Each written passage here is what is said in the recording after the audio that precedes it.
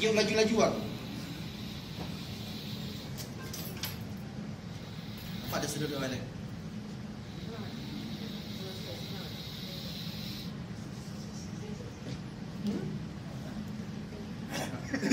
Sibuk dah.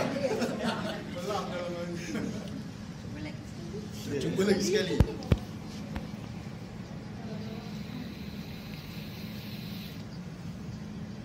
Kat mana dia sedut? Betul? And then warna dia warna apa? Pink. Oh, naga ni bang. Dan ni asapnya di Okay. So biasanya kalau orang vape, okay, orang vape, asap dia tu akan berkepul kat sini, betul? Berkepul kat sini. Tak ke mana-mana asap tu, betul? Tapi bila guna yang ni, abang hisap kat sini, insyaAllah orang lain tu kurang kesan dia. Dia akan sedut habis.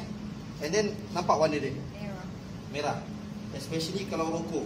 Sesiapa yang hisap rokok, boleh tengoklah dekat HEPA tu, warna dia hitam dan berkerak.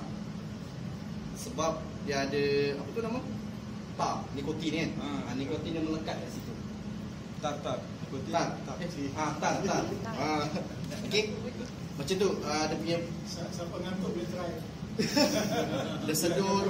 Okay.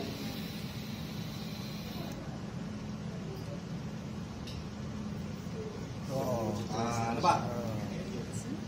Sedut. Sekejap saja. Sekejap saja. So, sesiapa